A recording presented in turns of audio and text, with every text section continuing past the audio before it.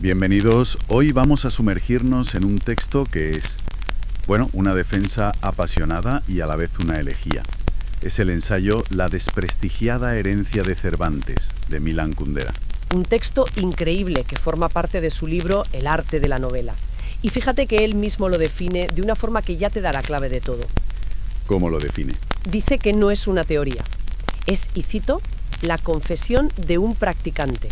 O sea, no es un académico mirando desde fuera. Es un artesano. Exacto. Es un artesano hablando desde su taller con las manos, manchadas de tinta. Totalmente. Y esa es nuestra misión hoy, desgranar esa confesión.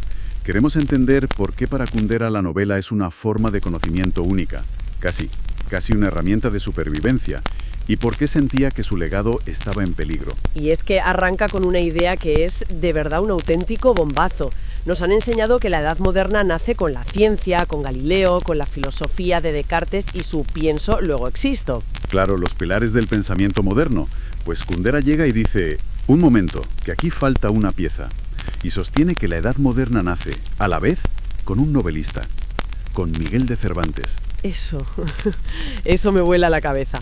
Porque siempre te ponen a Descartes como el fundador, el punto de partida, y que Kundera ponga a Cervantes, a un escritor de ficciones, a esa misma altura. Claro. Cambia por completo el tablero de juego. Lo cambia todo, porque le asigna a la novela una tarea monumental. La ve como una forma de conocimiento tan vital como la ciencia, pero que se ocupa de justo lo que la ciencia y la filosofía empezaban a dejar de lado. ¿Y qué era eso? Pues lo que él llama, citando a Heidegger, el olvido del ser. Vale, el olvido del ser. Suena muy denso, muy filosófico. Vamos a desgranar esto, porque es la piedra angular de todo su argumento. Él se apoya mucho en otro filósofo, en Edmund Husserl. Sí, en Husserl, que ya en 1935 hablaba de una crisis de la humanidad europea. ¿Y de dónde venía esa crisis? Pues Husserl decía que la ciencia moderna, al reducir el mundo a un conjunto de datos, de fórmulas, se había olvidado del mundo de la vida, que en alemán es un término precioso, die Lebenswelt. Die Lebenswelt, el mundo de la vida. ¿Qué es exactamente? A ver, la mejor forma de entenderlo es, piensa en el amor. La ciencia te puede describir el amor en términos de oxitocina, dopamina, impulsos neuronales. Sí, la química del cerebro. Exacto. Pero nada de eso es la experiencia de estar enamorado, ¿sabes? El mundo de la vida es esa experiencia real, subjetiva, llena de matices, de contradicciones. Es el barro de la existencia que la ciencia, en su afán por objetivizar, estaba barriendo debajo de la alfombra. Claro. Es la diferencia entre el mapa de una ciudad y la sensación de caminar por sus calles, de olerla, de perderte en un callejón. El mapa es útil, pero no es la vida. Esa es la analogía perfecta. Y Kundera dice que la novela nació justo para eso. ¿Para cartografiar ese territorio? No, justo para eso. En el mismo momento en que la filosofía de Descartes deja al hombre solo frente a un universo mecánico y la ciencia olvida la vida concreta, la novela surge con Cervantes para hacer lo contrario, para poner el mundo de la vida bajo una luz perpetua, para explorar ese ser olvidado. Y su postura es radical. Llega a decir que la única razón de ser de una novela es descubrir una porción de la existencia que hasta entonces era desconocida. Es un manifiesto, vamos. Para él, una novela solo tiene una moral: el conocimiento. Si una novela no te descubre algo nuevo sobre la vida, sobre cómo somos, directamente la considera inmoral. Es una provocación en toda regla. Totalmente. Y a partir de ahí traza un recorrido por la historia de la novela que es como una carrera de relevos, de descubrimientos. Es que esa lista es increíble. Empieza con Cervantes, que se pregunta qué es la aventura en un mundo que ya no cree en gigantes. Luego, con Richardson, la novela se mete por primera vez en la cabeza de los personajes para desvelar la vida secreta de los sentimientos. Con Balzac, descubre cómo la historia, con mayúsculas, nos arrastra. Con Flaubert, esto es fascinante, con Flaubert explora la terra incógnita de lo cotidiano. ¿Te das cuenta de lo revolucionario que es eso? Hoy nos parece normal, claro, que una novela hable de la vida aburrida de una mujer en provincias, pero en esa época... En esa época la literatura buscaba grandes héroes, grandes pasiones, destinos trágicos. Y llega Flaubert y nos dice, no, esperad, el drama más profundo, la aventura más desoladora, puede estar aquí, en el día a día, en el tedio. En el tedio, en lo que no se dice. Puso el foco en la existencia misma.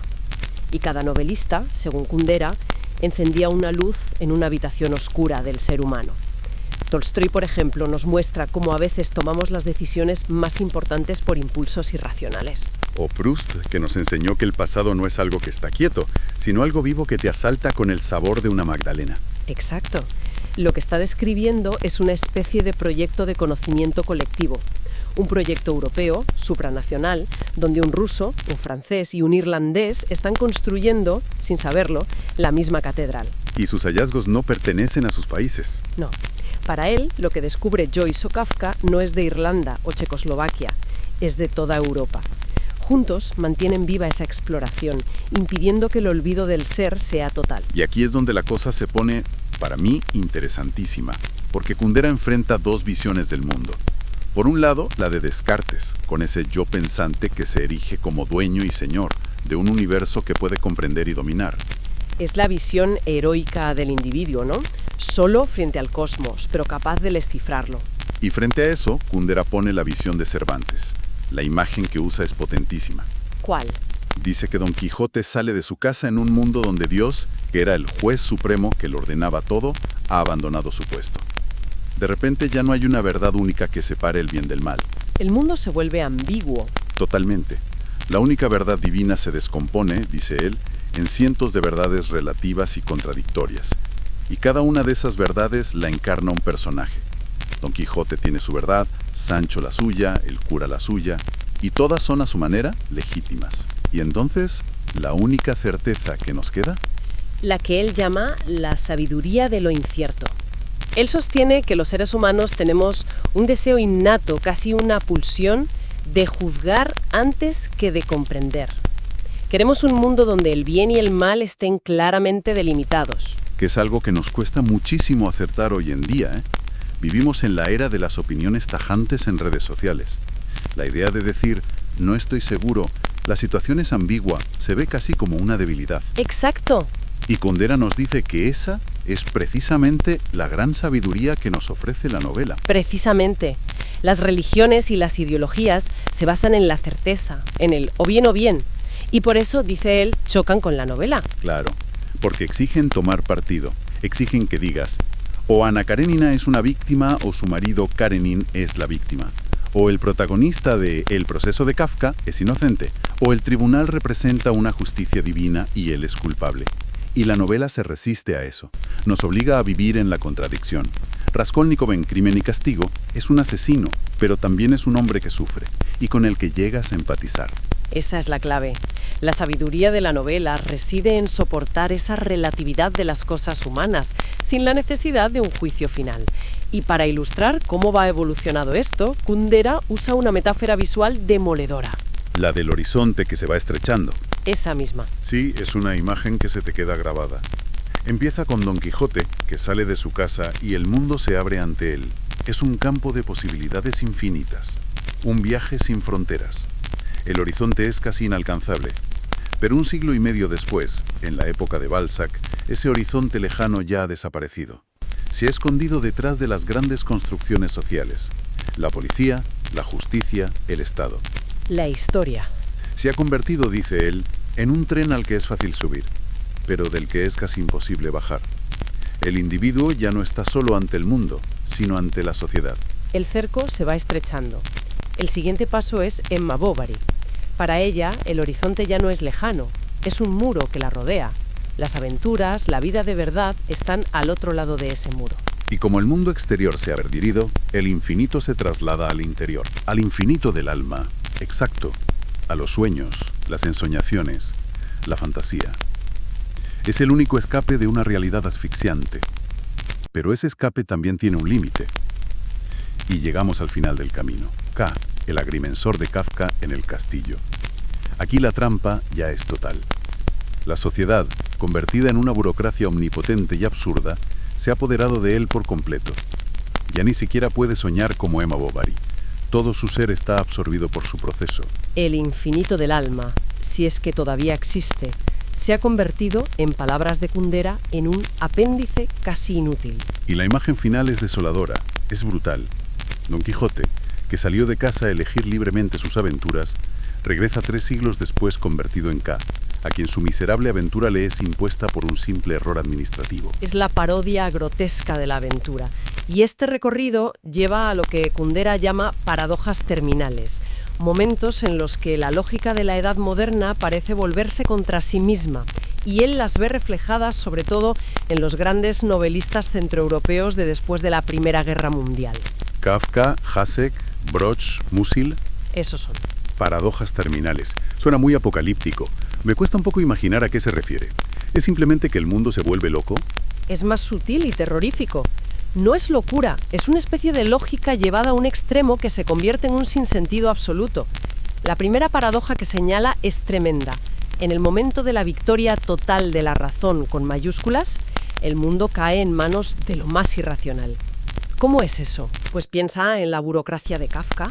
Es un sistema que funciona con una lógica interna perfecta, cada formulario tiene su lugar, pero su propósito final es un sinsentido. No hay un motivo real para el proceso de K. Simplemente es. Es lo que Kundera llama la fuerza que no quiere sino su querer. Es como un motor potentísimo que gira en vacío, ¿no? Generando un ruido y un calor terribles, pero sin ningún fin comprensible. Exacto. O como la guerra en El buen soldado Sveik, de Hasek. Van al frente sin saber por qué, y lo más curioso es que ni siquiera les interesa. La fuerza está desnuda. Es la agresividad por la agresividad misma. Y hay otra paradoja igual de escalofriante. Sí. El viejo sueño de una humanidad unida por fin se realiza.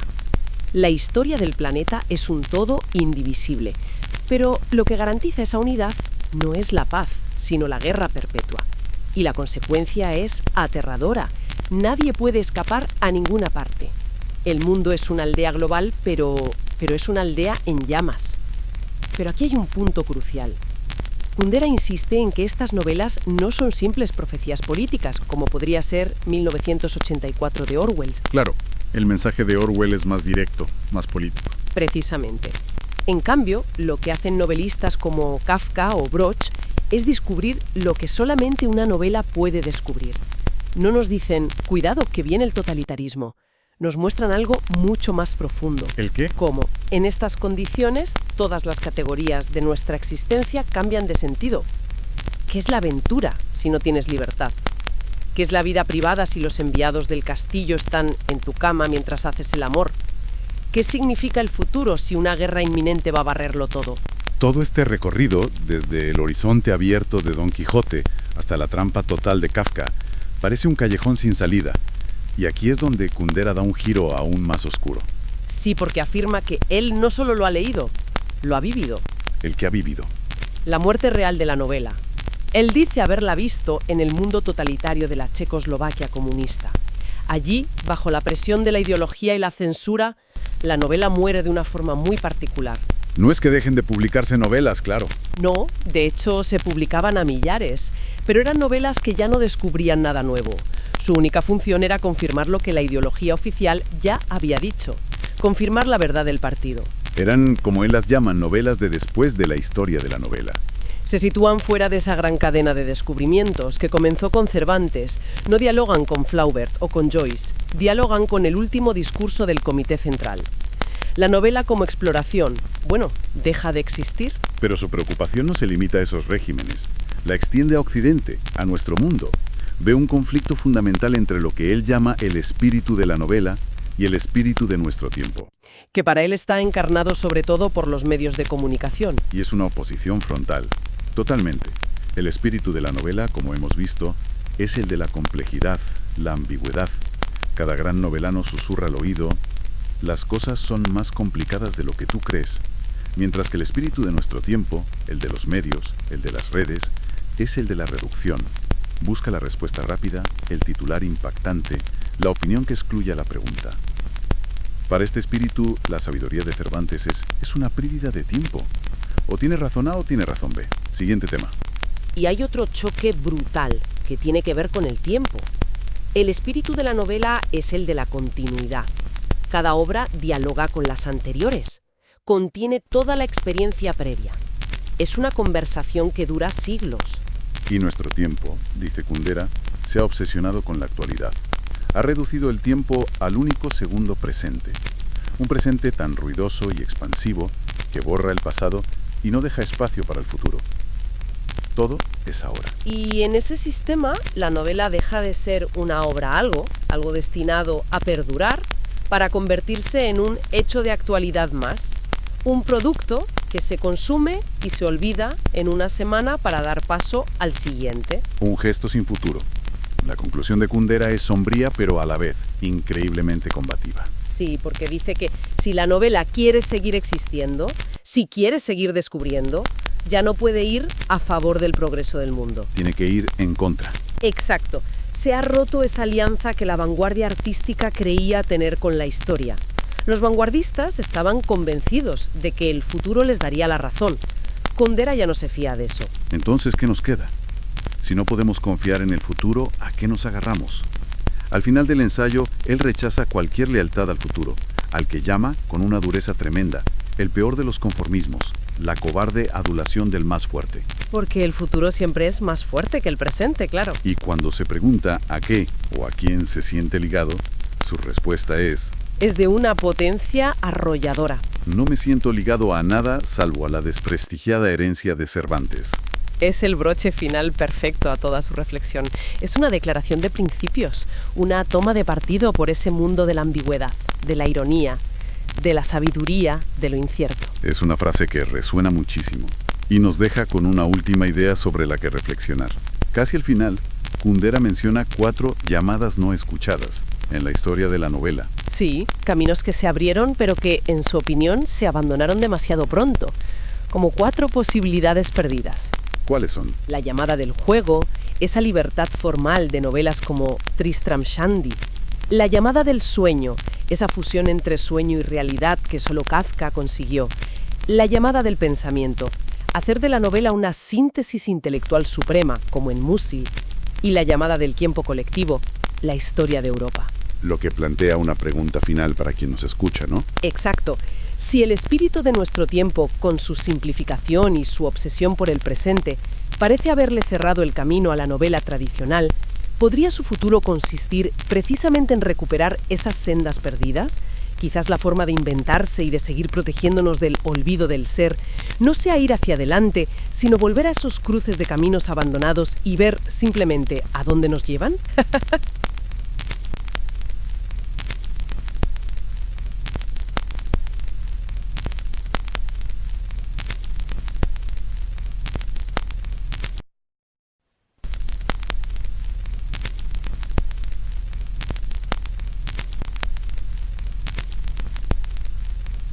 Bien, pues vamos a sumergirnos hoy en unas reflexiones que son fascinantes, del novelista Milan Kundera sobre el arte y casi diría la supervivencia de la novela. Casi nada. Tenemos aquí varios fragmentos de su ensayo, El arte de la novela, y la misión que nos hemos marcado es, bueno, bastante clara. ¿Sí? Entender por qué, según él, la novela es más necesaria que nunca, pero al mismo tiempo parece estar, no sé, en guerra abierta con el espíritu de nuestro tiempo. Totalmente. ¿Cuál es su verdadera razón de ser en un mundo que parece preferir las respuestas rápidas y los titulares? Has dado en el clavo. Y esa defensa que hace Kundera es casi una declaración de principios, porque él no ve la novela como un mero entretenimiento. No. La ve como una herramienta para entender el mundo de una forma que ninguna otra cosa puede. Argumenta que su propósito es mantener iluminado lo que el filósofo Husserl llamó el mundo de la vida. Un momento, para, porque sé que ese es un concepto clave en Kundera. Sí, lo es. Antes de seguir, ¿podemos aclarar qué es exactamente ese mundo de la vida? Suena un pelín abstracto. Claro. A ver, de forma sencilla, el mundo de la vida es nuestra experiencia cotidiana, la de andar por casa, el día a día, antes de que la ciencia o la filosofía la diseccionan. La realidad cruda, digamos. Eso es. Tal y como la vivimos, con todas sus ambigüedades. Y Kundera cree que el espíritu moderno, con su afán de simplificarlo todo, nos hace olvidar ese mundo. Es lo que Husserl llamaba el olvido del ser. El olvido del ser. Sí, el peligro de olvidarnos de las grandes preguntas sobre la existencia en medio del ruido diario. Y la novela, para Kundera, es el antídoto contra ese olvido. Vale, ahora lo pillo mucho mejor. La novela como guardiana de la complejidad de la vida real. Exacto. Y aquí es donde la cosa se pone de verdad interesante, porque Kundera establece un choque frontal. Por un lado, el espíritu de la novela, que define como el espíritu de la complejidad. Me encanta esa definición. De hecho, tiene una frase que me parece potentísima. Dice que toda novela le susurra al lector: las cosas son más complicadas de lo que tú crees. Es la antítesis de un tuit. Totalmente. Y esa verdad choca directamente con lo que él llama el espíritu de nuestro tiempo, un espíritu que según él está impulsado por los medios de comunicación. Que funcionan como una máquina de simplificar, justo. Él dice, y es una acusación muy seria, que desde el Time hasta el Spiegel, da igual si son de izquierdas o de derechas. Da igual. Todos comparten la misma visión de la vida, los mismos clichés. Buscan respuestas simples, veredictos. Se busca saber quién tiene razón, si Anna o Karenin. Y la novela hace justo lo contrario. Te sumerge en la mente de ambos y te obliga a suspender el juicio. Te muestra que la verdad es, como decía Cervantes, inaccesible. Ahí está la herencia cervantina de la que tanto habla. La novela es el territorio de la ambigüedad, no del tribunal. Pero hay otro factor en este choque: el tiempo. El tiempo. Sí. La novela para Kundera es un arte de la memoria, de la continuidad. Cada obra dialoga con las anteriores, pero nuestro tiempo está obsesionado con la actualidad. Una actualidad tan voraz que reduce el tiempo, y cito, al único segundo presente. Lo que convierte a la novela en algo que no es, en un simple hecho de actualidad. Claro. Lees la última novela premiada como lees la noticia del día, y a la semana siguiente ya se ha olvidado. Un gesto sin futuro, como él dice. Duele, pero es verdad. Si este es el panorama, si la novela tiene que ir en contra del progreso del mundo, ¿no la está condenando a la irrelevancia? ¿Cómo puede sobrevivir algo que se define por oponerse a todo? Es una pregunta excelente, y creo que la respuesta de Kundera es muy desafiante. No ofrece una solución fácil. Ya me imagino. De hecho, llega a decir que el flirteo con el futuro es el peor de los conformismos, la cobarde adulación del más fuerte, porque el futuro siempre gana. ¡Ostras! Así que, en lugar de mirar hacia adelante, él mira hacia atrás. Se siente ligado únicamente a esa desprestigiada herencia de Cervantes. O sea que la supervivencia de la novela no pasa por adaptarse. No, pasa por ser radicalmente fiel a su propia esencia, aunque eso la convierte en un arte, pues sí, minoritario. De acuerdo. Esa herencia es la clave. Y para entender cómo la aplica él en su propia obra, nos pide que dejemos de lado una idea preconcebida. Sí, este es un punto crucial para él. Insiste en que no escribe novelas psicológicas, o que al menos su proyecto va más allá de esa estética. Vale. Y esto nos abre la puerta a una investigación que, según él, toda la historia de la novela ha emprendido. La búsqueda del yo. ¿Qué es el yo y cómo podemos atraparlo? Esa es la pregunta. Es como si Kundera fuera un detective que repasa los intentos de sus predecesores para ver dónde fallaron. Me gusta esa idea del detective. A ver, ¿cuál es el primer sospechoso que interroga? El primer sospechoso es la acción. En Boccaccio, por ejemplo, el yo se revela a través de lo que uno hace. La acción es un autorretrato. ¿Simple y directo? Pero luego llega Diderot en el siglo XVIII y dinamita esa idea. Su personaje, Jacques el fatalista, actúa para conseguir una cosa, y el resultado es otro completamente distinto. Se abre una brecha. Una fisura enorme entre la intención y el resultado, entre el hombre y su acto. La acción ya no refleja al yo. A menudo, de hecho, lo traiciona. Vale, primer sospechoso descartado. Si el yo no está en lo que hacemos, el siguiente paso lógico es buscarlo en lo que pensamos. Exacto. La búsqueda se vuelve hacia adentro. Es el gran momento de la novela psicológica. Richardson, Proust, Joyce, el viaje a la vida interior. Y el clímax de todo esto es Joyce, ¿no? Para Kundera, sí. El apogeo de esta vía es James Joyce, que con su gran microscopio se pone a analizar el instante presente, ese universo interior. Parece que por fin vamos a atrapar al yo. Pero, como en toda buena novela de misterio, aquí hay un giro. Un giro paralógico. Cuanto más grande es la lente del microscopio que usamos para observar al yo, más se nos escapa. ¿Cómo?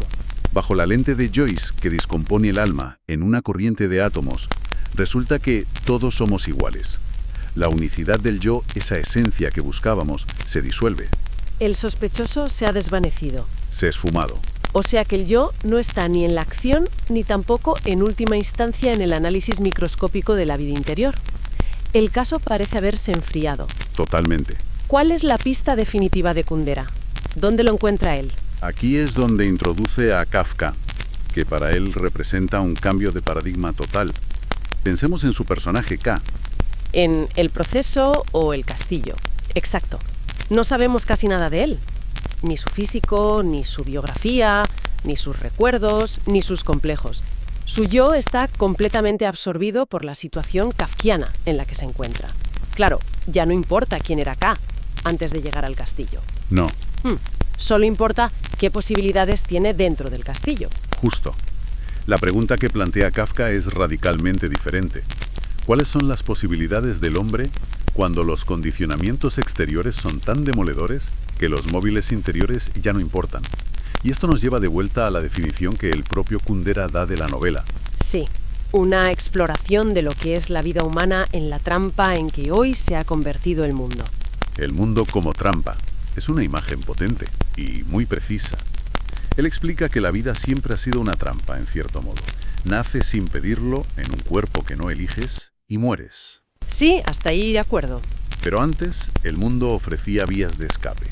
Un soldado de Napoleón podía desertar y empezar una nueva vida en otro país. A partir de la Primera Guerra Mundial, dice Kundera, el mundo se estrecha. Todo se conecta. Los estados se vuelven todopoderosos, ya no hay asuntos locales. La trampa se ha cerrado sobre todos nosotros. Entendido. Kundera desmonta la idea de la novela psicológica, pero tiene que construir algo en su lugar. Si no va a analizar la psique de sus personajes, ¿qué herramientas usa? Pues él lo llama captar la esencia de su problemática existencial, o su código existencial. Su código existencial. La idea es que el enigma de cada personaje se puede resumir en unas pocas palabras clave. Para Teresa, por ejemplo, su código incluye cuerpo, alma, vértigo, debilidad. Y para Tomás, en cambio, levedad y peso. Ahí está. Cada personaje es una constelación de estos conceptos. Y supongo que no se limita a definirlos en abstracto, como si fuera un diccionario. No en absoluto, los explora a través de las situaciones concretas que viven. Pone dos ejemplos muy claros de su método. El primero con Jaromil, de La vida está en otra parte. El joven poeta. Ese. Un día, una chica apoya la cabeza en su hombro y él, que es virgen y tímido, siente una felicidad inmensa. Kundera se detiene en ese microacontecimiento y llega a la palabra ternura. A partir de ahí se lanza a analizar la palabra misma. Sí, se pregunta, ¿qué es la ternura? Y ofrece definiciones que son pura filosofía novelada. El miedo que nos inspira la edad adulta, o un intento de crear un ámbito artificial donde tratar a los demás como si fueran niños. Pero eso no es lo que piensa Jaromil. No, es lo que piensa el propio Kundera mientras observa a su personaje. O sea que en realidad no estamos leyendo los pensamientos del personaje, sino los del propio novelista mientras lo observa. La novela es su laboratorio de ideas. Exactamente. Por eso él los llama sus egos experimentales. El segundo ejemplo es con Teresa. Sí, cuando siente el impulso de volver a Praga, Kundera no describe su estado de ansiedad, sino que lo nombra, vértigo. Y se para a definirlo, que no es el miedo a caer. No, es la borrachera de la debilidad. El deseo de entregarse a esa debilidad, de caer, de ser aún más abajo que abajo. El vértigo es una de las claves del código de Teresa, y él nos la descifra. La novela se convierte así en lo que él llama una meditación interrogativa. Justo. Esto me lleva a otra cosa. Mucha gente ve las novelas de Kundera, sobre todo las primeras, como crónicas históricas de la primavera de Praga. Pero con todo esto, esa lectura se queda muy corta. Él es muy consciente de esa lectura y se rebela contra ella. Para explicar su método, establece 4 principios sobre cómo trata la historia. A ver, Máxima economía. Usa la historia como un escenógrafo, solo los objetos indispensables, sin paja. vale. El segundo parece más importante. Solo le interesan los momentos históricos que revelan algo profundo del ser humano. Y el ejemplo que pone de su novela La broma es brutal. El protagonista, Ludwig, ve como todos sus amigos y su novia votan a favor de expulsarle de la universidad por una broma, Por una postal, para una postal. a partir de esa situación, Kundera extrae una definición desoladora del hombre, un ser capaz en cualquier situación de enviar a su prójimo a la muerte. Uf. El tercer principio es mi favorito, su fijación en detalles que la historiografía oficial ignora. Sí, detalles con un enorme significado antropológico. Menciona 2 ejemplos geniales. Uno, las matanzas de perros organizadas tras la invasión rusa de 1968, Que capturan el clima de terror. de una forma mucho más potente que cualquier análisis político. Y el otro es la fealdad de los calzoncillos en la era comunista. Perdona, pero me tengo que detener en lo de los calzoncillos feos. Es brillante. Es genial. Un historiador jamás te contaría eso. Pero define una época. Que un encuentro erótico pueda ser arruinado por una circunstancia histórica tan ridícula. Ahí está la novela. Ahí está el conocimiento del que habla Kundera. Y eso nos lleva a su cuarto y más importante principio. La historia no es un decorado de fondo. Es una situación existencial en sí misma. Explica eso. El ejemplo que usa es el de Alexander Dubček, el líder checo, hablando por radio tras ser detenido. Habla sin aliento, con pausas atroces. Para un historiador es un discurso político. Para Kundera es la revelación de la debilidad como categoría de la existencia. Y Teresa, que esté escuchando la radio. Exacto.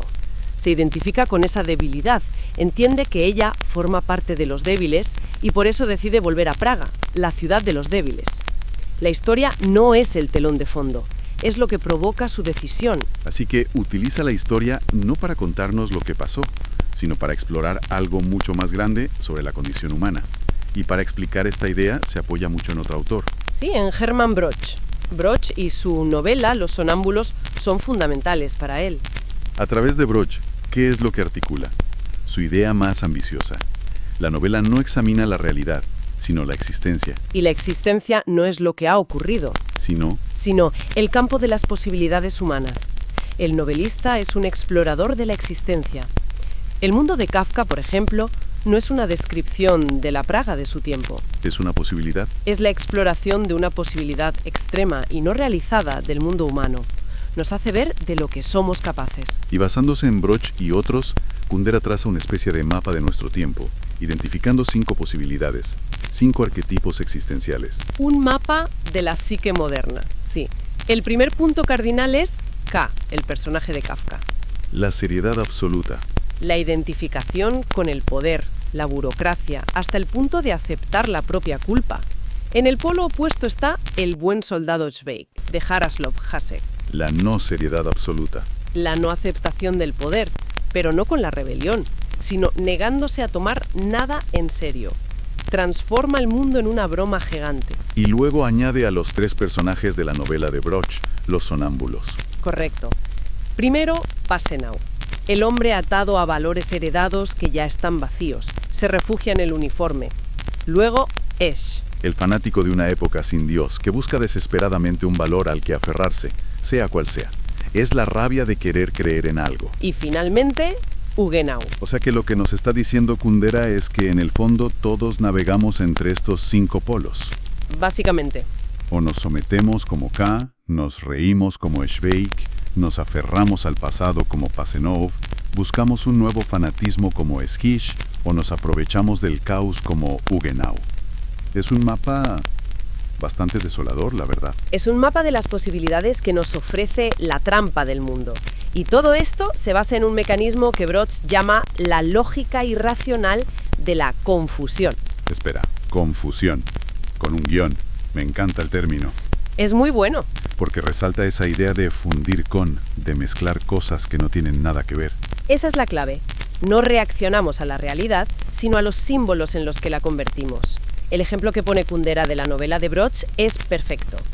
Esh ama a una viuda. Su lema es, solo se puede amar una vez. Por lo tanto, si ella le ama a él, no pudo haber amado a su primer marido. Y si no lo amó, es que él abusó de ella y era un sinvergüenza. Vale, Un sinvergüenza como Bertrand, otro personaje que es homosexual y que para Esh encarna el mal. y ahí está la confusión. En su mente, el ex marido y Bertrand se funden en un único símbolo del mal. Son intercambiables. Y por eso, cuando Esh denuncia a Bertrand a la policía, siente simbólicamente que está castigando también al difunto marido, que ha limpiado una porción del mal del mundo. Es una lógica emocional, completamente irracional, pero que mueve el mundo. Y Kundera concluye que el ser humano es un niño perdido en selvas de símbolos y que la madurez es la capacidad de resistir a esos símbolos. Una capacidad que sugiere es cada vez más rara. Pues sí. Entonces, ¿qué nos llevamos de este análisis a fondo? Para mí, La idea más potente es que la novela es un bastión de la complejidad en un mundo que adora la simpleza. No nos da respuestas, nos enseña a vivir con las preguntas. Totalmente. No es un espejo de la realidad, sino un mapa de todo lo que podemos llegar a ser, para bien y para mal. Es una reivindicación del conocimiento específico, único, que solo la novela puede ofrecer. La capacidad de explorar la ambigüedad, lo irracional, sin la necesidad de resolverlo en una fórmula simple. Y nos deja con una idea final muy melancólica para reflexionar. Sí. Kundera se pregunta por el fin de las cosas. Sí, y no lo describe como una explosión apocalíptica, sino como algo silencioso, casi invisible. Dice: cuando un fenómeno anuncia su próxima desaparición, somos muchos a saberlo. Pero cuando la agonía toca su fin, ya miramos para otro lado. La muerte se vuelve invisible, y a partir de ahí lanza la pregunta que nos deja resonando. Hace tiempo dice que los ríos y los ruiseñores han desaparecido del pensamiento del hombre. Ya. Cuando la naturaleza o la poesía o incluso la propia novela desaparezcan del todo del planeta, ¿nos daremos cuenta siquiera? ¿O será un fin tan apacible que nadie lo echará en falta?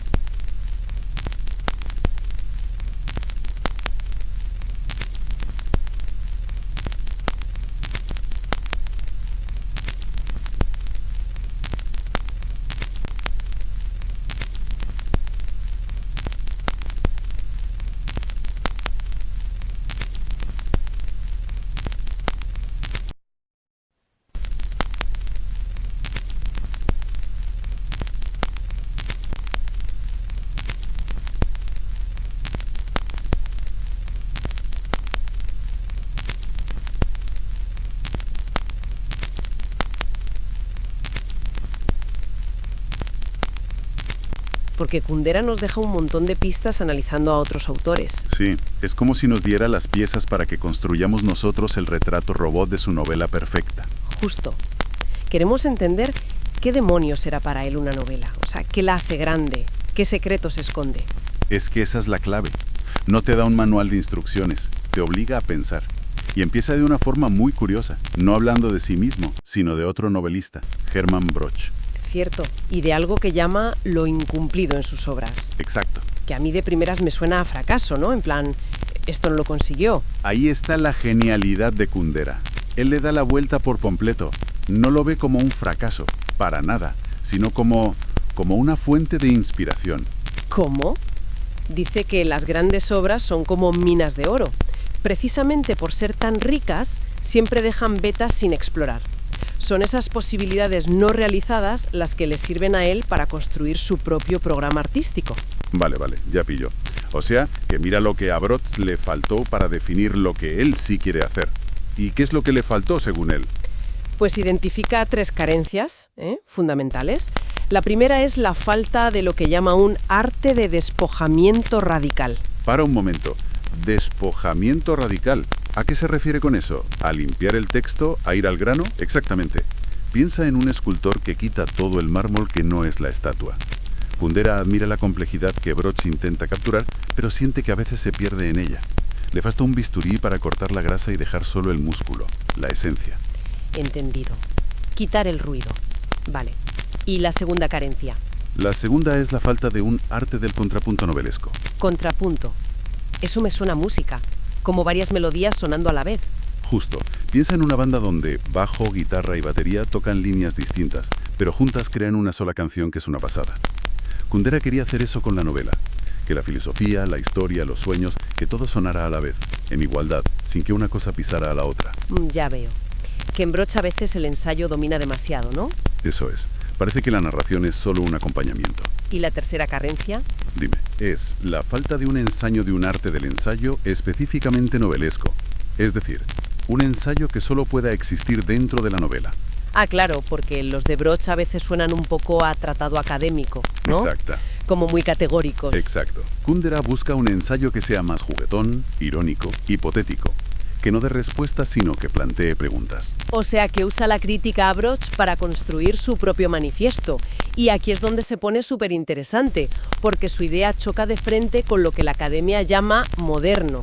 El modernismo titularizado, dice él. Sí, y lo describe como un movimiento que exige destruir la forma, eliminar al personaje, olvidarse de contar una historia. Y Kundera dice, un momento. Claro. Para él, eso no es avanzar. La novela es uno de los últimos sitios donde aún podemos intentar abarcar la vida en su totalidad. No quiere romper con Cervantes, quiere continuar esa búsqueda.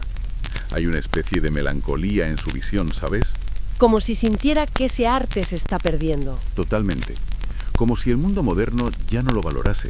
Me parece fascinante. Es un moderno que defiende la tradición. Bueno, si te parece, vamos a desgranar su propio programa. Esos 3 pilares que construye a partir de Broch. Empecemos por ese despojamiento radical. ¿Cómo lo hace él? Pues lo compara con la música de un compatriota suyo, Leoš Janáček. Janáček se rebeló contra las partituras de su época, que veía hinchadas llenas de notas inútiles. Y su música va directa al drama. Directa.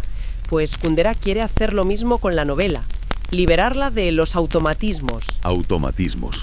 ¿Te refieres a las descripciones de manual, a los diálogos de relleno, a explicarle todo al lector? A todo eso, sí. A la obligación de describir una habitación si no es relevante. A contar el pasado de un personaje con todo detalle. Él dice que hay que destruir el ordenador mental que nos dicta cómo se supone que se escribe. Ir a lo esencial. Y eso nos lleva al segundo punto, al contrapunto. Si quitas lo que sobra, tienes espacio para que esas distintas voces se escuchen bien. Claro. Pone el ejemplo de Los demonios de Dostoyevsky, que ya tenía varias líneas argumentales a la vez, pero él quiere ir más allá, mucho más. En Dostoyevsky las líneas son del mismo género, son historias al fin y al cabo. La revolución de Broch fue intentar mezclar géneros radicalmente distintos.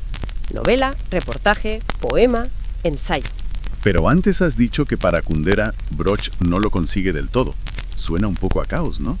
¿No se corre el riesgo de que quede como un collage sin sentido? Ese es precisamente el reto. Según Kundera, el problema de Broch es doble.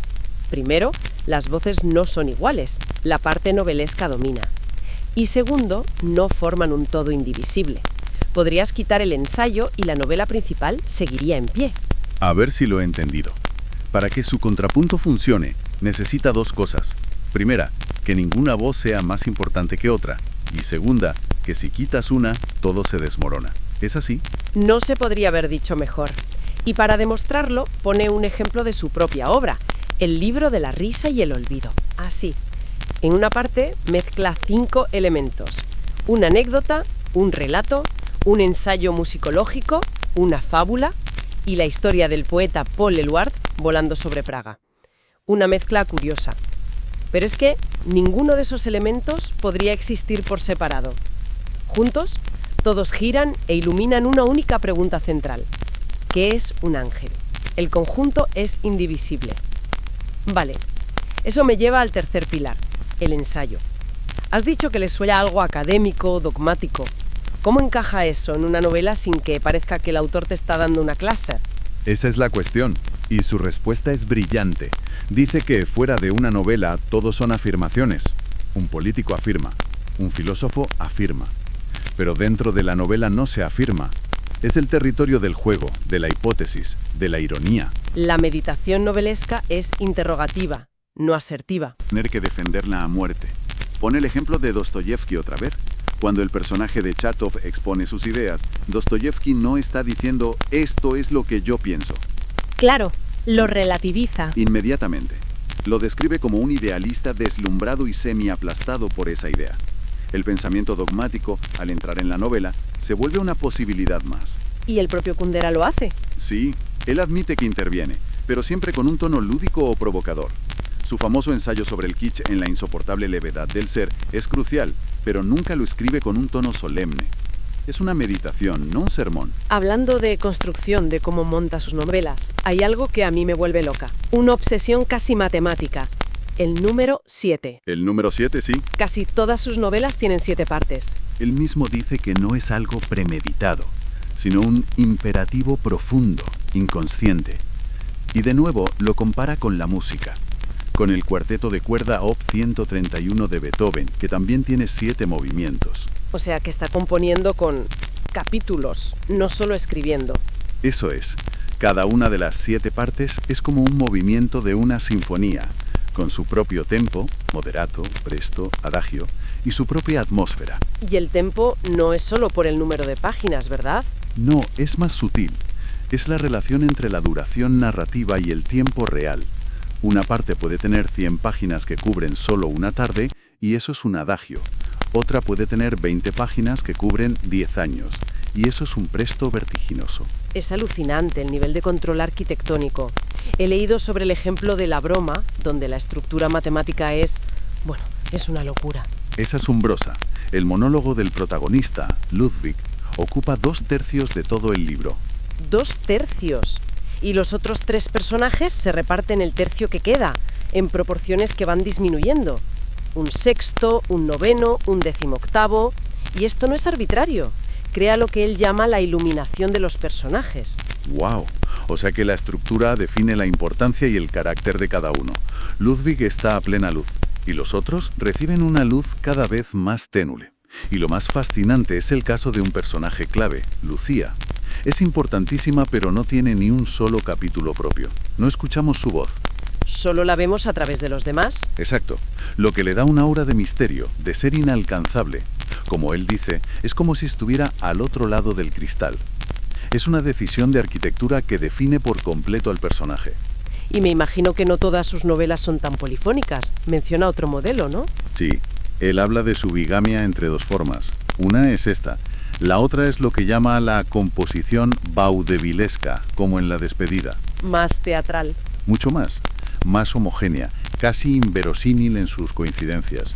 Dice que es un regreso a los orígenes más juguetones de la novela, a esa taberna del Quijote donde todos se encuentran por pura y loca casualidad. Quiere unir la gravedad de la pregunta existencial con la levedad de la forma. Esa es su gran ambición. Una gravedad que nos lleva inevitablemente a la última parte de nuestro análisis, su visión de Kafka. Y la puerta de entrada que usa es una historia real que te deja sin aliento. Es una historia terrible, ¿sí? La de un ingeniero checo que va a un congreso en Londres.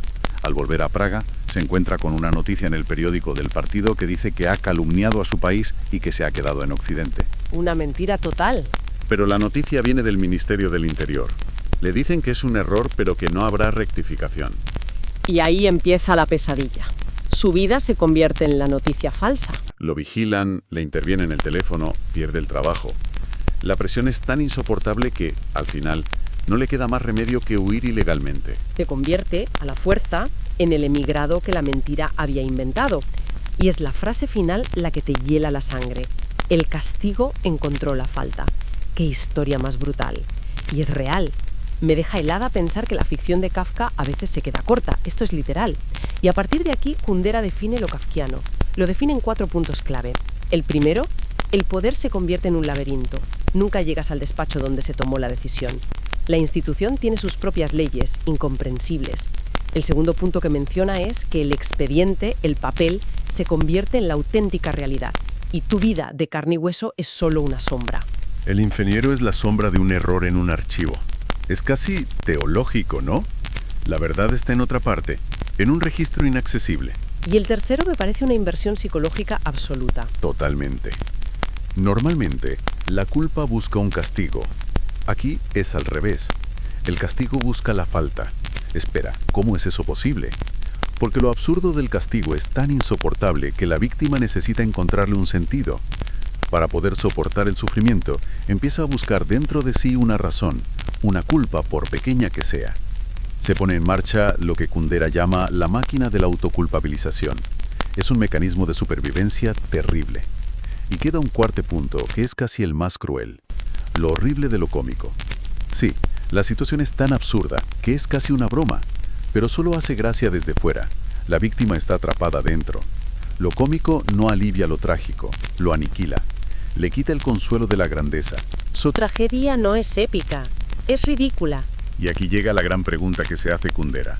¿Cómo es posible que Kafka, un autor apolítico, un oficinista solitario, pudiera captar estas tendencias de los estados totalitarios décadas antes de que existieran?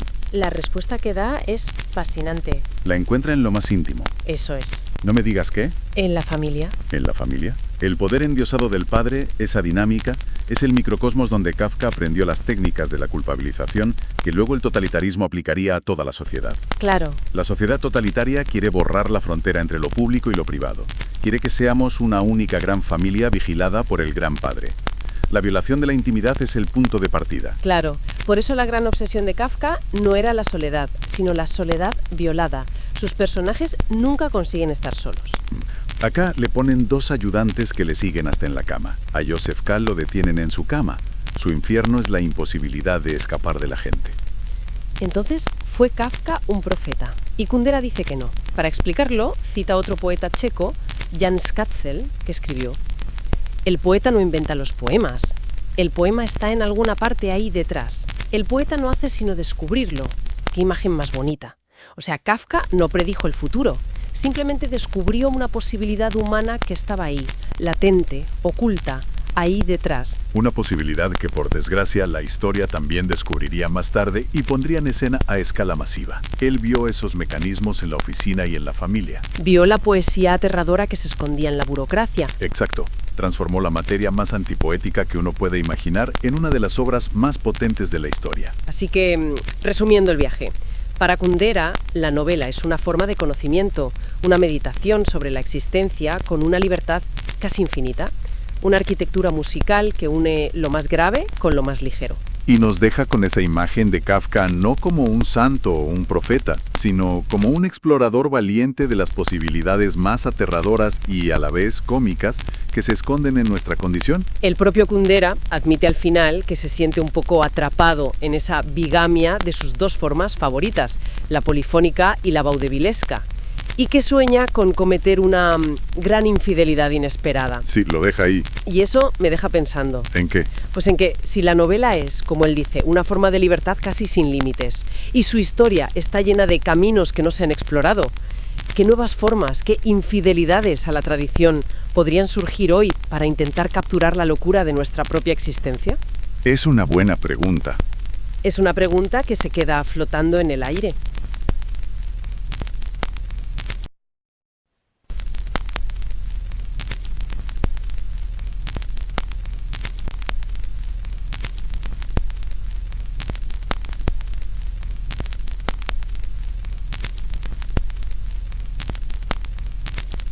Hoy nos vamos a sumergir en un material que es, la verdad, fascinante. Es una especie de diccionario personal que creó el novelista Milan Kundera. Pero ojo, no es un diccionario común y corriente. Para nada. Nace de una frustración, muy profunda. Hay que imaginarse un poco lo que es ver tu obra más personal, que en su caso era la novela La Broma, y de repente verla reescrita, recortada y sobre todo pésimamente traducida por todo el mundo. Sí, las anécdotas que cuenta son increíbles. Un traductor que le confiesa que no habla checo, pero que tradujo el libro con el corazón. Exacto. O por ejemplo otro en Argentina que usó una retraducción de una versión francesa que ya de por sí estaba mal. Entonces, a raíz de todo esto, Kundera se dedicó a definir sus palabras clave. Las ideas que son como el esqueleto de sus novelas. Justo. Y nuestra misión hoy es esa, desempacar algunas de estas palabras para entender el universo de uno de los grandes autores del siglo XX. Exacto. Y lo que es crucial entender desde el principio es que esto no es un ejercicio de vanidad, es una defensa apasionada del arte de la novela. Totalmente. Kundera sentía que la novela tiene una forma de conocimiento única. Una sabiduría que no puedes reducir a ideas filosóficas simples o a una prosa que solo suena bonita. Este diccionario es, en esencia, su manifiesto. Ok, entonces, para entender esas herramientas, primero hay que entender la misión. Empecemos por lo central. ¿Qué es una novela para Kundera? A ver, él la define como la gran forma de la prosa en la que el autor, mediante egos experimentales, personajes, examina hasta el límite algunos de los grandes temas de la existencia. Me encanta esta idea de egos experimentales. Es que es la clave. Los personajes no son solo gente en una historia. Son, como tú decías, hipótesis con vida. Claro, no se trata de contar una historia, sino de pensar a través de una historia. Precisamente. Y eso nos lleva directo a la ironía. Para Kundera, la novela es, por definición, el arte irónico. Ajá. Él mismo plantea las preguntas para demostrarlo. Dice, a ver, Emma Bovary, ¿es una heroína valiente o es simplemente una mujer egoísta e insoportable? O Werther, el de Goethe, ¿es un alma noble o un sentimentalista agresivo y enamorado de sí mismo? Y la respuesta es que no hay respuesta. Esa es la grandeza. No hay un veredicto. La novela te muestra el mundo como ambigüedad, te obliga a vivir sin certezas. Por eso, citando a Joseph Conrad, dice que las mujeres, los niños y los revolucionarios detestan la ironía. Claro, porque todos ellos buscan verdades absolutas, ¿no? Emociones puras. Exacto. Y esta idea se conecta con su visión de la vida del novelista. Tiene una metáfora que es increíble. Dice, el novelista derriba la casa de su vida para con las piedras construir la casa de su novela. Es brutal. Cita el deseo de Faulkner de ser anulado en tanto que hombre. O sea, no dejar más rastro que sus libros. Pero, a ver, ¿es eso posible hoy? Con las redes sociales, la marca personal del autor, ¿no es una idea casi anacrónica? Es una pregunta excelente, y yo creo que Kundera diría que es más necesaria que nunca. Justo por eso, él hace una distinción que me parece fascinante entre novelista y escritor. ¿Cuál es? Para él, el escritor, digamos un Rousseau o un Camus, tiene ideas, tiene un mensaje. Todo lo que escribe es parte de su persona pública. En cambio, el novelista, como Flaubert o Faulkner, es un descubridor. Su trabajo no es dar discursos, sino explorar un aspecto desconocido de la existencia. Su única lealtad es a la historia de la novela. Solo debe rendirle cuentas a Cervantes, decía él. Es una idea radical. La obra es más importante que la vida que la produce. El artista debe desaparecer, algo que choca de frente con nuestra cultura del autor celebridad. Claro, la biografía no debe eclipsar a la ficción. Lo que me lleva de vuelta al origen de todo esto, la frustración con las traducciones. Ajá. Kundera odiaba una crítica muy común. Cuenta la anécdota de Chopin en Inglaterra, cuando las damas le decían que su música fluía como el agua. Y a él le molestaba muchísimo. Lo irritaba, igual que a Kundera, cuando le decían que una traducción era muy fluida. Claro, porque para él, fluido significaba que el traductor había lijado todas las asperezas, todas las particularidades del estilo original para que sonara, pues, como cualquier otro libro. La queja típica de los traductores era, es que eso no se dice así en nuestro idioma. Y la respuesta de Kundera es genial. Es que en checo tampoco se dice así. Lo que él buscaba era un estilo particular, una música. Una buena traducción, para él, tiene el coraje de conservar esas fórmulas raras del original. A ver, pero déjame hacer de abogado del diablo un segundo. ¿No hay un riesgo de que al forzar esas fórmulas insólitas, la traducción se vuelva torpe y legible? ¿Dónde está el equilibrio? Es el debate eterno, claro. Pero él lo defiende con un ejemplo muy concreto. El uso de las repeticiones. ¿Ah, sí? Crea melodía, énfasis. Pone el ejemplo de la palabra hogar en la broma. En el original es una letanía, vuelve una y otra vez. Y en la traducción francesa, el traductor la reemplazó con sinónimos. Coplas, en casa, nido, morada, refugio. Destruyó el efecto. Totalmente. Destruyó la melodía y también la claridad del sentido. La palabra clave se diluyó.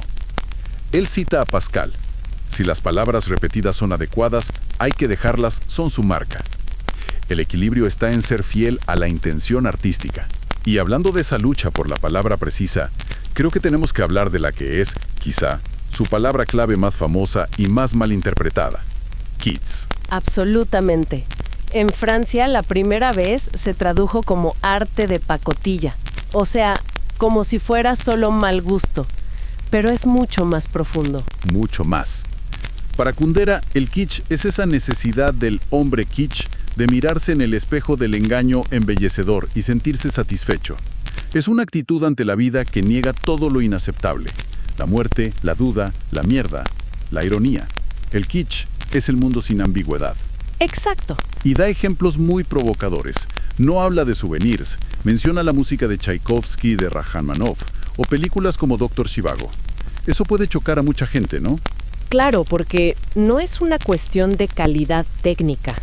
Lo que le irrita es el espíritu del kitsch, ese arte que busca la lágrima fácil, que te confirma en tus emociones más básicas. Él lo llama la dictadura del corazón. Y eso se opone a la misión de la novela. Frontalmente, porque la novela busca la belleza en lo nunca dicho, en lo complejo. Para Kundera, la belleza es conocimiento. Dice que Kafka encuentra belleza en una situación burocrática insoportable. Y esa es, en sus palabras, la última victoria posible del hombre que ya no tiene esperanza. ¡Wow! La belleza no como consuelo, sino como una luz. Justo. Fascinante. Otra palabra central, por supuesto, es levedad. Y no es solo el título de su libro más famoso. Él se dio cuenta de que era una obsesión que aparecía en todo lo que había escrito antes. Sí, es una constante. En la broma, un personaje dice: sentía la pesada levedad del vacío. En La vida está en otra parte, otro sueña que no puede levantar una pluma, que sucumbe bajo su levedad. Es una paradoja que se repite, y esa paradoja es clave. En La despedida, un personaje comete un acto terrible y se asombra de que no pese nada, y se pregunta si en esa levedad no hay más horror que en la tragedia clásica. Donde todo tiene un peso monumental. Exacto. Y esto conecta directamente con su concepto de olvido. El lector común ve en sus novelas el tema de Orwell, ¿no? Sí. El olvido impuesto por el poder. Sí, la memoria borrada por un régimen. Claro que está eso, pero Kundera lo lleva a un plano mucho más íntimo, antropológico. ¿Cómo es eso? Muestra que el mismo personaje que lucha heroicamente contra el olvido político hace lo imposible para que se olvide a su ex amante, de la que ahora se avergüenza. Quiere borrarla de su propia biografía. El deseo de reescribir la propia vida es una condición humana fundamental. Y ahí está la paradoja que a él interesa. El olvido es, a la vez, injusticia absoluta y consuelo absoluto. Esa idea es potentísima. Injusticia absoluta y consuelo absoluto. Te deja pensando en cómo aplicamos eso en nuestras vidas, ¿no? Es para digerirlo. Totalmente. Y esa misma mirada, que va de lo político a lo existencial, la aplica a conceptos más grandes, como por ejemplo su visión de Europa. Sí, esa definición me pareció muy melancólica. Dice que en la Edad Media la unidad de Europa era la religión. En la Edad Moderna fue la cultura, la novela, la música, Pero hoy, se pregunta, la cultura está cediendo su puesto. ¿A qué? Al mercado, a la política. Y llega a esa conclusión casi desoladora. Europeo, el que siente nostalgia de Europa. Es una nostalgia por un ideal de unidad cultural que él ve desaparecer. Y dentro de esa Europa reivindica a Europa Central, la de Kafka, Musil, Broch, no como una región geográfica, sino como una sensibilidad. La llama un laboratorio del crepúsculo. ¿Y qué quiere decir con eso? ¿Qué se estaba experimentando ahí que presagiaba el futuro de todos? Se refiere a que en esa zona, con sus pequeños países atrapados entre grandes potencias, se vivió de forma anticipada y concentrada lo que luego sería la experiencia de la modernidad para todos.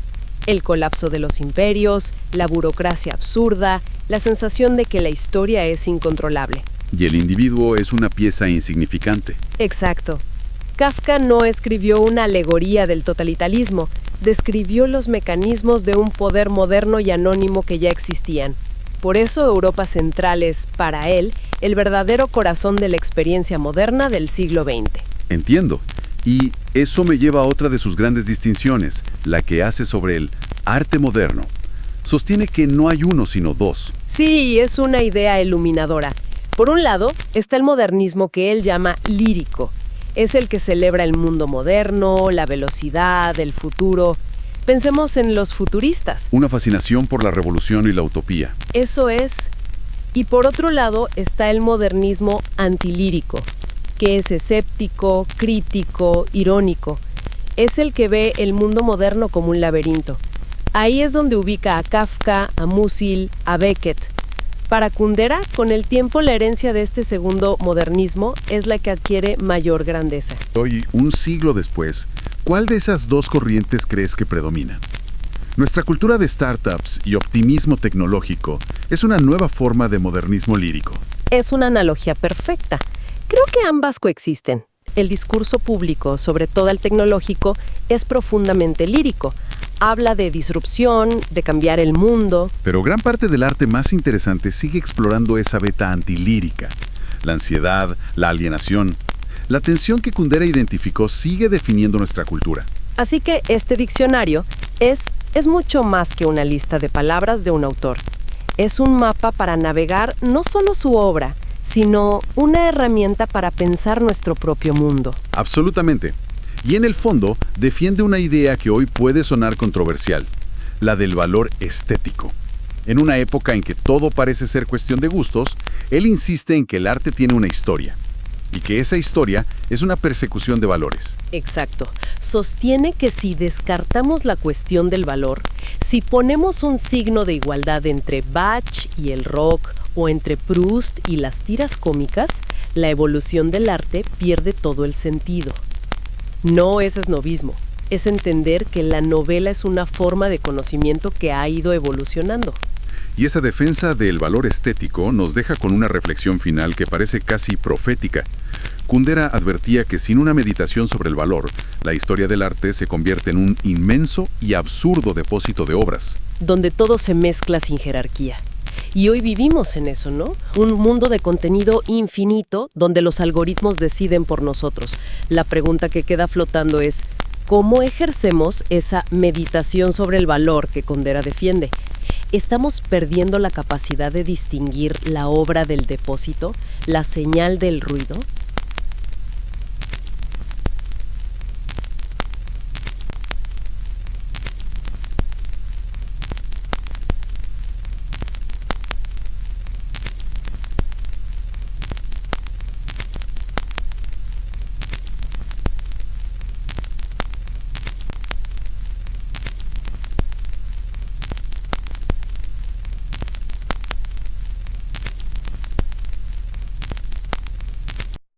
Hay una pregunta que me da vueltas en la cabeza hace rato.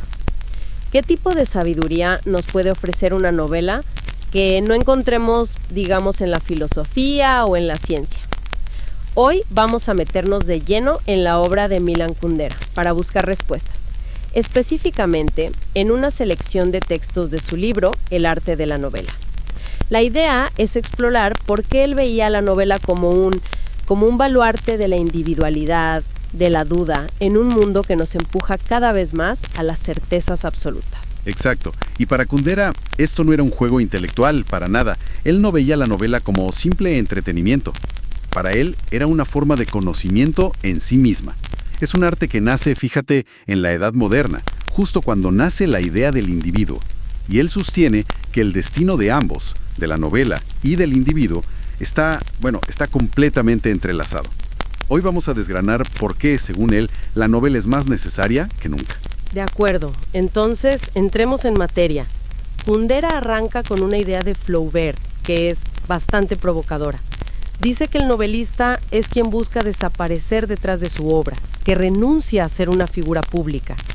Y esto de entrada me genera una duda. ¿Por qué es tan importante eso? ¿No se supone que los autores son, al final, portavoces de sus propias ideas? Es que esa es la noción que Kundera quiere poner de cabeza.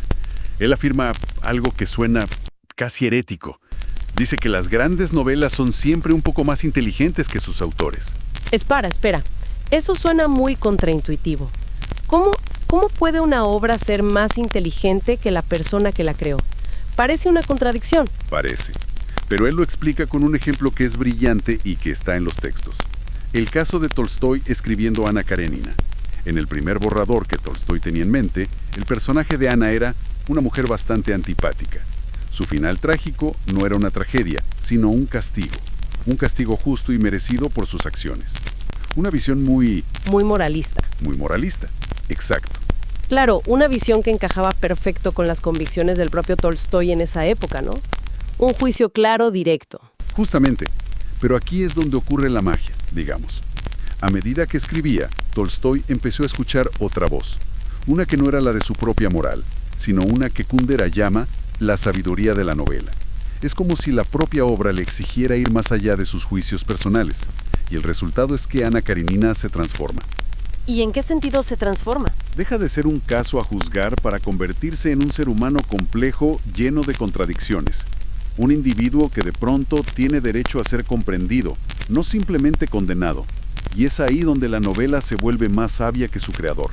Obliga a Tolstói a explorar una verdad humana mucho más ambigua, más profunda, que su certeza moral del principio. Entiendo. O sea, no es que Tolstói no fuera inteligente, sino que el propio arte de novelar lo forzó a acceder a una inteligencia distinta, una que tolera la ambigüedad.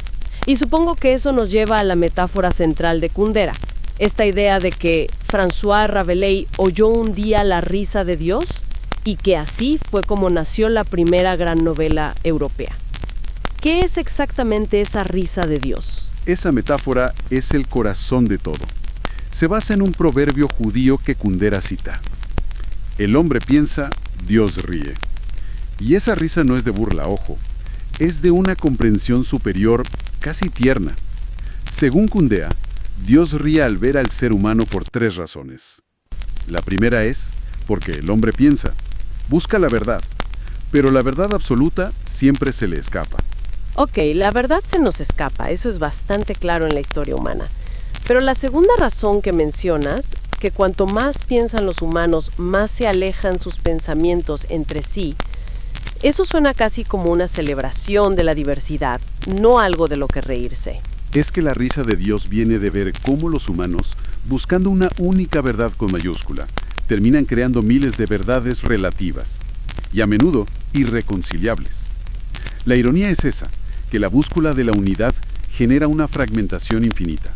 Y la tercera razón, que es la más profunda, es que el ser humano nunca es lo que cree ser. ¿La entidad no es tan sólida como pensamos? Exacto. Creemos tener una certeza sobre quiénes somos, pero esa certeza es una ilusión. La novela entonces nace de esta triple revelación. No está aquí para darnos una verdad definitiva, como haría un sistema filosófico. Su sabiduría es la de la incertidumbre. Su moral no es la del juicio, es la de la comprensión.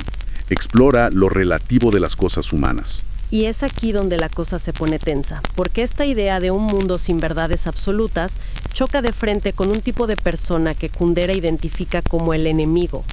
Él rescata una palabra del griego, agelasta, que significa el que no ríe, el que no tiene sentido del humor. ¿Por qué es tan peligroso este personaje? Porque la agelasta es en esencia la persona que nunca ha oído la risa de Dios.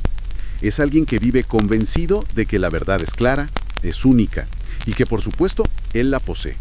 Cree que todos deben pensar lo mismo y que su identidad es sólida, sin ambigüedades. O sea, es la persona que está absolutamente segura de tener la razón. El que no tolera la ambigüedad. Creo que todos conocemos a alguien así, lamentablemente. Totalmente. Y para Kundera no hay paz posible entre el novelista y el agelasta. Son 2 visiones del mundo, incompatibles. La novela es lo que él llama el paraíso imaginario de los individuos, un territorio donde nadie es dueño de la verdad. Claro, el agelasta habría querido que Ana Karenina fuera castigada sin matices.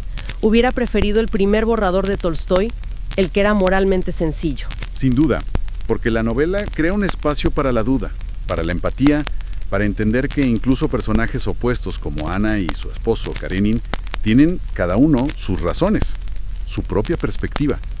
El agelasta, en cambio, vive en un mundo de certezas y juicios rápidos. La risa de la novela es una amenaza directa a su seriedad mortal. No puede soportar que la verdad sea relativa. Y esta mentalidad de agelasta, de certeza absoluta, me hace pensar en algunas presiones del mundo moderno que Kundera analiza. Por ejemplo, la idea de la transparencia, que hoy se vende casi como una virtud, pero él la ve con una desconfianza enorme. Una desconfianza total. Para él, esta obsesión moderna por la transparencia no tiene nada que ver con la honestidad. Es en realidad el deseo de violar la intimidad del otro. Una forma de agresión que además está institucionalizada a través de la burocracia, la prensa. Es la cultura de la exposición total. Si no compartes cada detalle de tu vida, sobre todo en el mundo digital, parece que ocultas algo. La privacidad se ha vuelto sospechosa, ¿no? Y Kundera identifica una regla perversa en esto. Cuanto más opacos son los asuntos del poder, del Estado, más transparentes deben ser los asuntos de los individuos.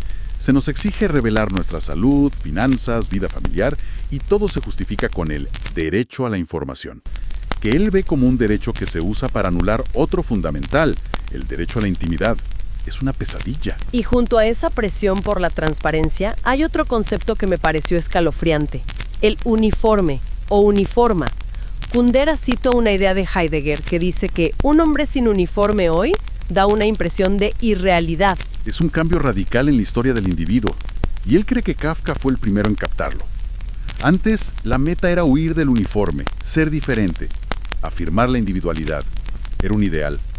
Ahora, en la era moderna, perder el uniforme, o sea, perder un rol, un empleo, una identidad clara, es una catástrofe.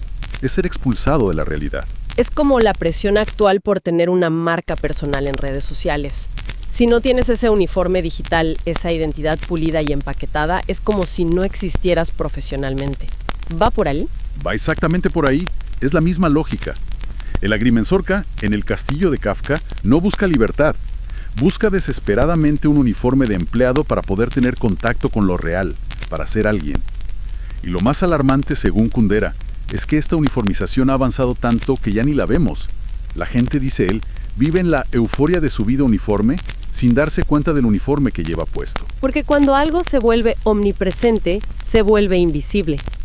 Lo vemos como normalidad, no como una imposición. Entonces, en este mundo que nos presiona para ser transparentes y para encajar en un uniforme, ¿cuál es el gran enemigo del pensamiento, del arte? Kundera apunta a un descubrimiento de Flaubert: la necedad. Y es clave entender que no se refiere a la ignorancia. No es no saber cosas. La necedad moderna que descubre Flaubert es algo mucho más peligroso. Es el no pensamiento de las ideas preconcebidas. ¿Entendido? O sea, la necedad es básicamente tener opiniones de segunda mano. Repetir lo que suena bien, lo que está de moda, sin haberlo procesado realmente. Es el copiar y pegar del pensamiento. Justo eso. Es usar fórmulas y clichés para parecer inteligente sin el esfuerzo de pensar. El diccionario de ideas preconcebidas de Flaubert es el catálogo perfecto de esta necedad. Y lo que a Kundera le parece escandaloso de Flaubert es que esta necedad no desaparece con el progreso. Al contrario, dice, con el progreso, ella progresa también. Los medios modernos son megáfonos gigantes para estas ideas no pensadas. Y si esa es la necedad, ¿cómo se conecta esto con el kitsch? Siempre pensé que el kitsch era solo una cuestión de estética, de mal gusto, como adornos exagerados o arte muy sentimental. Esta es la superficie. Kundera va mucho más profundo, citando a Hermann Brock. El kitsch es la actitud de quien desea complacer a cualquier precio y a la mayor cantidad de gente posible. Y para complacer a las masas, ¿qué tienes que hacer? Tienes que confirmarles lo que ya piensan, servirles las ideas preconcebidas que ya aceptan. Ajá. O sea, el kitsch es la banda sonora emocional de la necedad. Es lo que nos hace sentir conmovidos y validados por repetir lugares comunes. Es una trampa emocional que nos hace sentir bien por no pensar. Es la traducción perfecta. Kundera lo dice con una claridad brutal. El kitsch es la traducción de la necedad, de las ideas preconcebidas, al lenguaje de la belleza y de la emoción.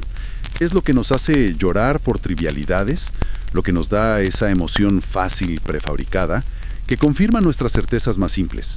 Es un cortocircuito para el pensamiento crítico. Y la conclusión que saca es demoledora. Dice que hoy la estética de los medios es inevitablemente la del kitsch, y que ser moderno ya no significa ser un rebelde, sino todo lo contrario. Es esforzarse por estar más conforme aún que los más conformes. La modernidad, que alguna vez fue rebelión, ahora se ha disfrazado de kitsch. Bien, creo que las piezas encajan.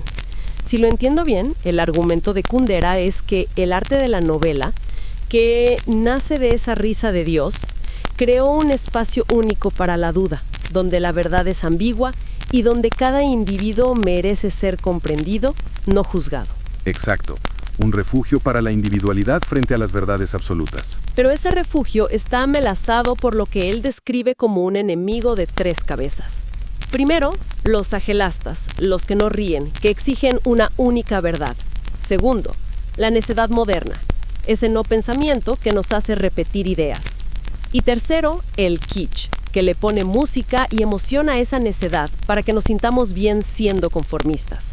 Y es por eso que la conclusión de su discurso eleva todo esto más allá de la literatura. No es solo un asunto para críticos. Él afirma que la esencia más valiosa de lo que llama el espíritu europeo, que es el respeto por el individuo, por su pensamiento original y su derecho a una vida privada e inviolable, está depositada como en un cofre de plata en la historia de la novela. Defender a la novela, en su forma más pura, es defender esa idea misma de libertad individual. Kundera termina su discurso con una frase que es tan humilde como sabia. Estaba por olvidar que Dios ríe cuando me ve pensar. Y con esa idea me quedo pensando en algo para dejar flotando en el aire. Si la sabiduría de la novela nace de la incertidumbre, de reírse un poco de nuestras propias certezas, ¿qué sucede cuando en nuestra vida cotidiana, en una discusión, en redes, nos aferramos a nuestras opiniones como si fueran la única verdad posible? ¿En qué momentos, sin darnos cuenta, dejamos de escuchar esa risa comprensiva y nos convertimos en los agelastas que Kundera tanto temía?